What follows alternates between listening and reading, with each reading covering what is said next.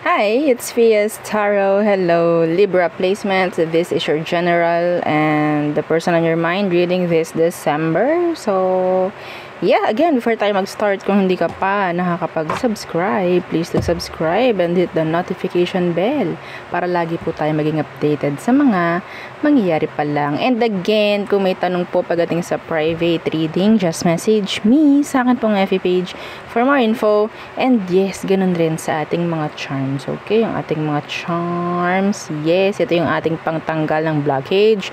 Ito po si cord cut, ha? Okay, so si cord cut, this necklace. Okay, so pwede mo namang hindi suot. Lagay mo lang sa white pouch, no problem. And yung ating 2-in-1 love and money bracelet.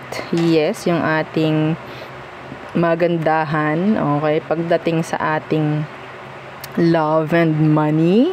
Okay, so yes, and syempre yung ating granter necklace. This is unisex.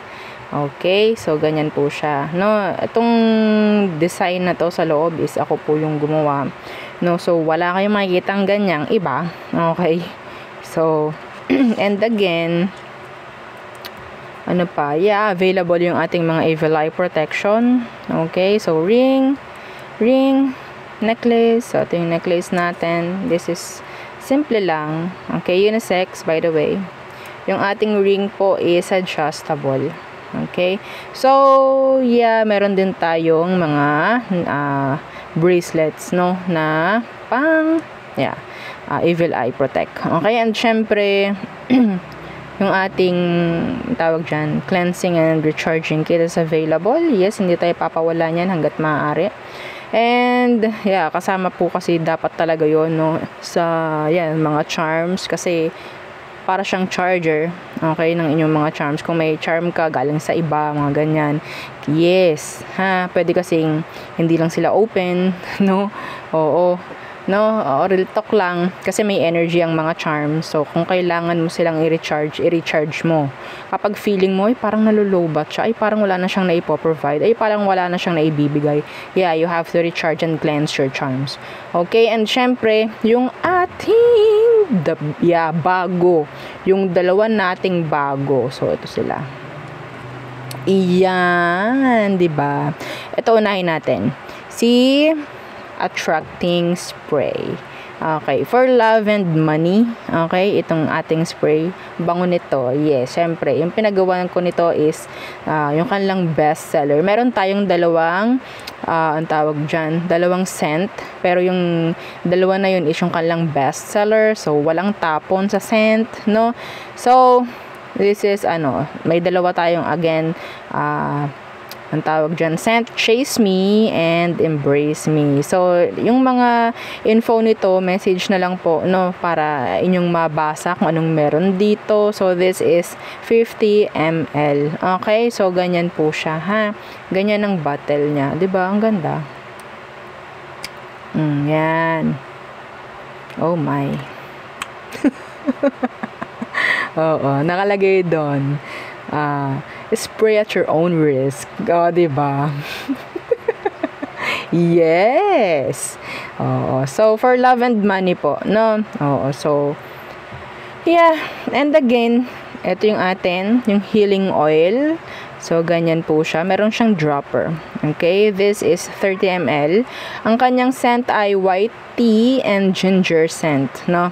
White tea and ginger. So, yeah, refreshing, nakakasarap ng tulog, no? Pwede yung ihaplo. So, gawin yung panghaplo sa inyong mga masasakit, no, na katawan. O, di po ba? So, yeah, meron kaming kakolab dito. Ayaw lang niyang pakilala. Oo, mahiyain. O, di ba? So, yun lamang. Kung meron pa pong mga tanong, yeah, just message me. Okay, so, gagamit tayo ng tawag dyan, Oracle. Okay, so Libra, what's for you this December? Libra placements for Libra. Again po, ha, kung may tanong, message lang po. Uy, may nakita tayong angel number 444. That's stability, success. Okay, so yeah. Again, para mag-manifest ang magagandang energies, you have to share the video para marami pong makaalam, maraming makakinig, maraming makarinig, marami ang maging aware na meron pala kaming ganong energy. So, yes. Okay, so let's start. This is general muna, and then after is your person. Okay, what's with you this December? Anong meron? Anong parating? Libra. The privileged lady. The what? The pre-empress mode. It's like the 9 of Pentacles. This is success. Okay, success. Victory. Okay, so hindi nalalayo sa angel number 444 natin kanina. Okay po, so privileged lady. Kung makikita mo naman, nasa higher status yan. Sa pananamit pa lang. Okay? Nasa high status. Some of you, there could be changes na mangyari sa status ninyo in general this December. Okay. What else? For Libra. Abundance, yeah. May narinig ako, abundance. Yes. The 9 of Pentacles, para kasi yung siya yun. So, yeah, ang energy din nun is abundance. Okay? It's like freedom pagdating din sa pera. Okay? So, ano pa for Libra placements? Change. Diba? Kung ano sinasabi ko yung nalabas. Pagbabago. Change sa status. Okay. What else? Some of you pwede may mga papalitan. Sasakyan. Okay, could be changes nga lang talaga in general. What else for Libra? Libras, this December, courtship. Some of you singles, pwedeng ikaw itong makakita ng partnership this December in general. Okay? Your status. Again, the privileged lady, kita mo, diba, dalaga, binata, yan, ganyan.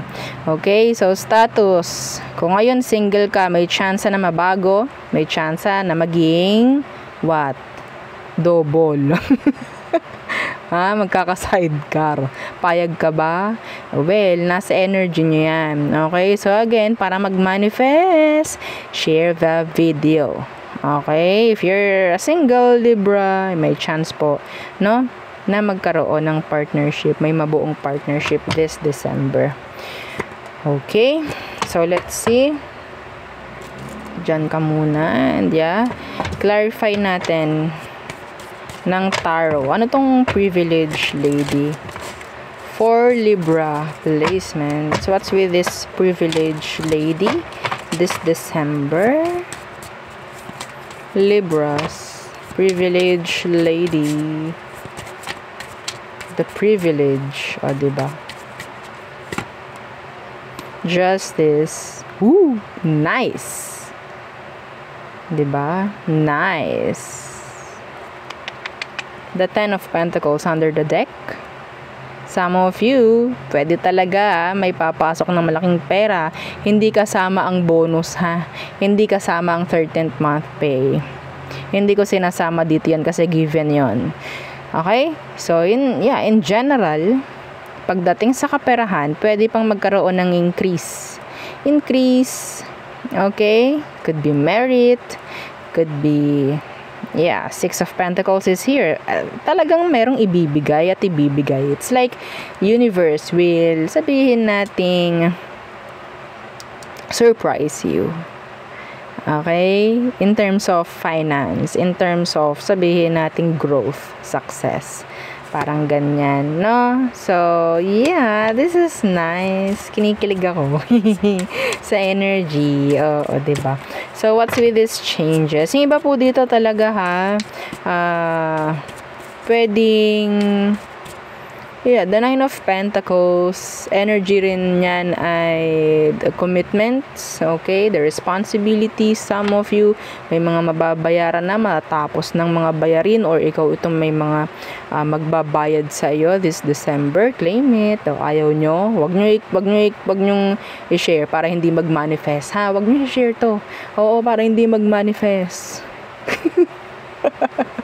Oo, para hindi nyo maklaim. Diba? Ganun lang yon. So, what's with these changes? What's with this change in general? Five of Chalices in reversed. This is like moving on. This is like a transition, a big transition. Okay, this December. Yeah, Four of Wands. Angel number natin. Four of Wands. Kanina, 444. This is stability. Ang ganda. Ang ganda ng reading mo. Ganda, Libra, ha? Okay. This is like energy po ng from suffering to victory, success, mga ganyang bagay.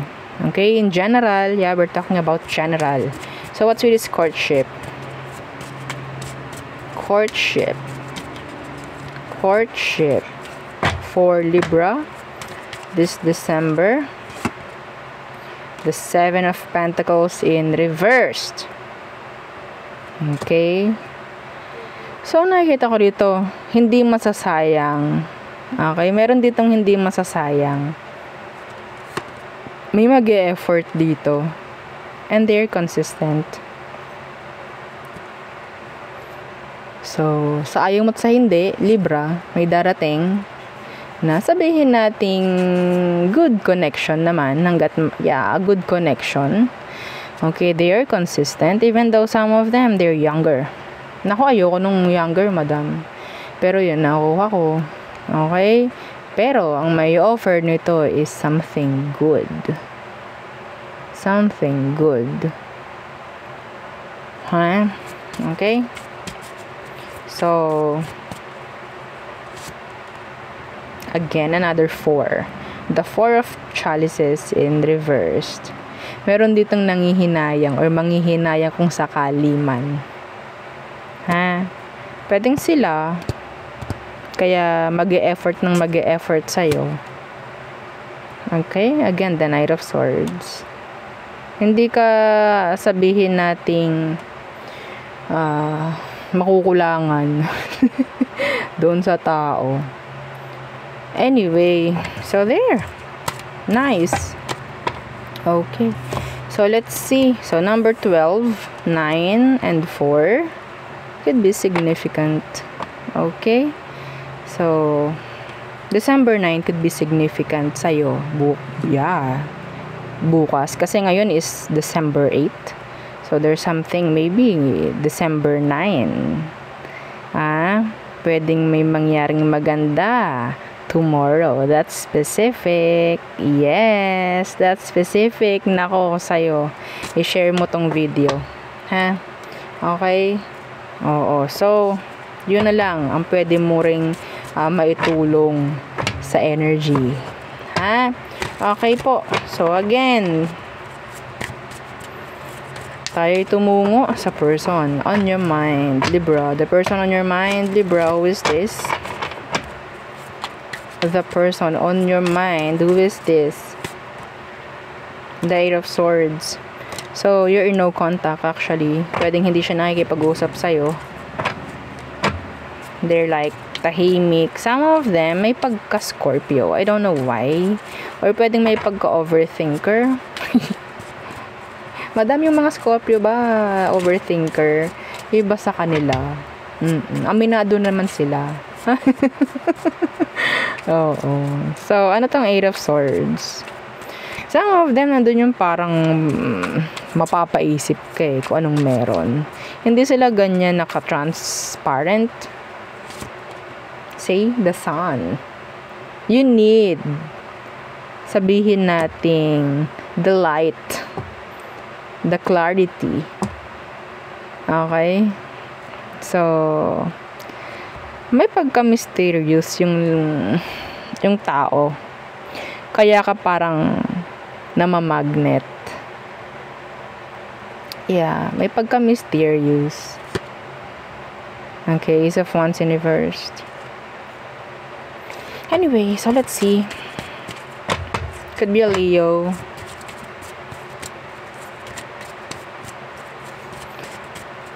Nakaka-attract yung energy ng person actually. Okay? You feel drawn. Yeah. Tingnan natin anong kailangan mong malaman sa kanya. Some of you, kailangan mo ng clarity from them. If this is your ex, pwedeng kailangan ng clarity. Yeah, the Ace of Chalices Universe. They're not open, actually. Pagdating po sa kanilang emosyon, sa ngayon, wala silang pwedeng i-offer or what. Sandali lang. Sumasakit na yung lalamunan ko. Anyway, Ace of Chalices Universe and the Page of Pentacles.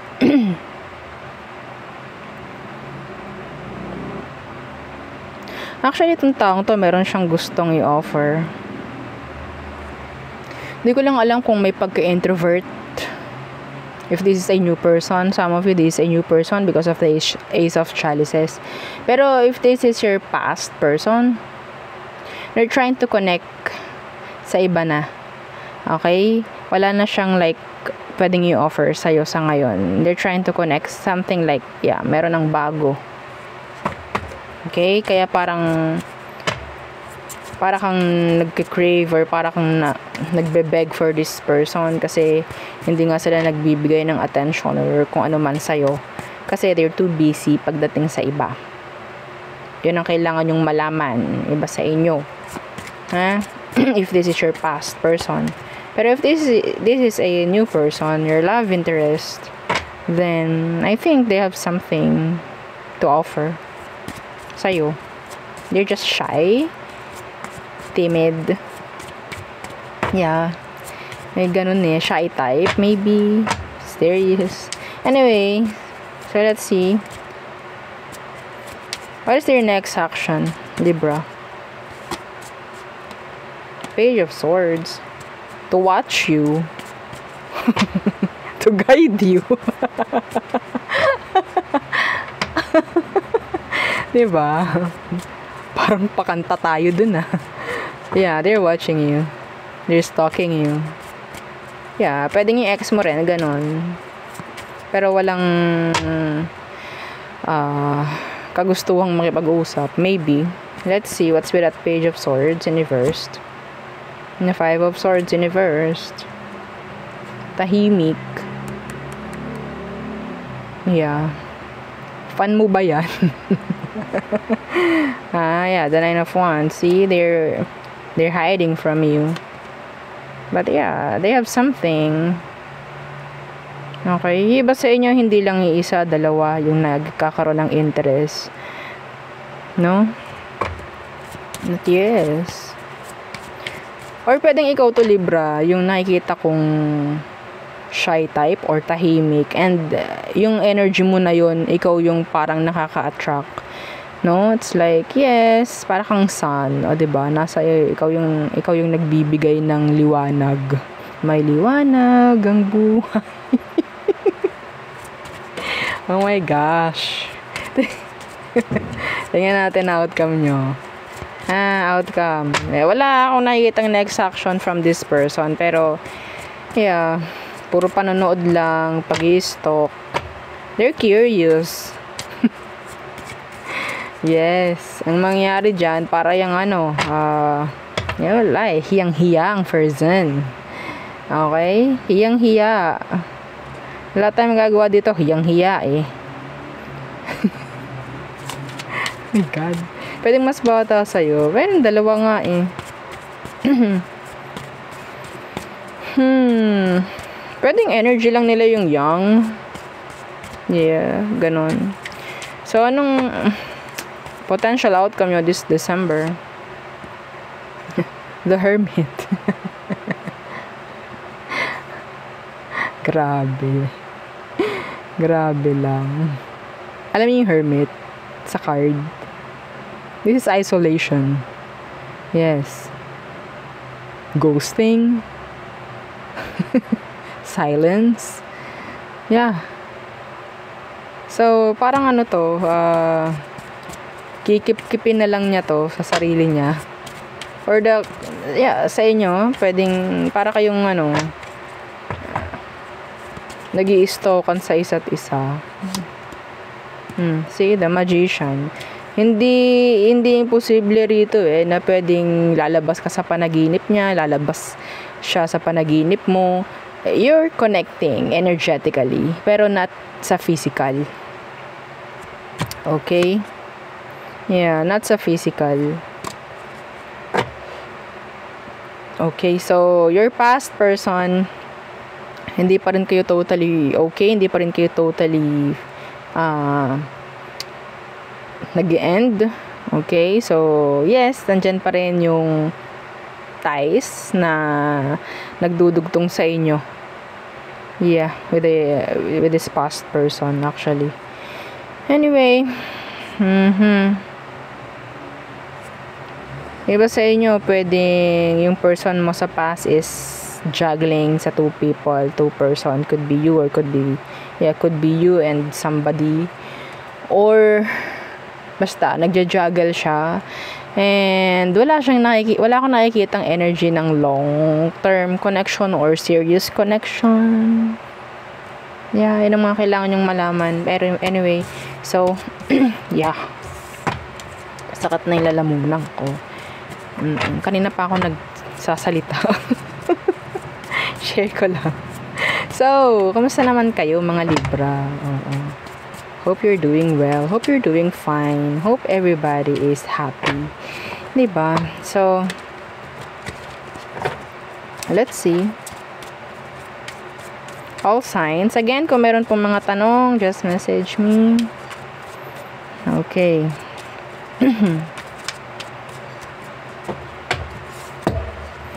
Aries, they're dropping you. Taurus, too hot and cold. Gemini, they want connection with you. Cancer, they're sad, feeling incomplete. Leo, they're hiding from you. Okay, Virgo, their back is turned. Libra, feeling a missed opportunity. Scorpio, parang walang goals si Scorpio. Some of them, they see you as somebody like their happy pill. Sagittarius, they want to rule things. Okay? It's like, okay, ako bahala dito. So, Capricorn, some of you, meron kayong cycle pa rin or yeah, hindi pa rin totally nag-e-end. Some of you, pwedeng merong sabihin natin another chance with a Capricorn. Okay, Aquarius, Ace of Wands. So, another chance. Some of you, there could be an aqua na pwedeng interested sa'yo. Attracted, it could be. So, Pisces, they're not ready. In general, they are not. So, there. Yun ang aking reading for you, Libra placements. Again, please don't forget to like, share, and subscribe. And follow our FB page. And yung isa po nating YouTube channel na nasa description box below. Again, yeah, thank you. Goodbye.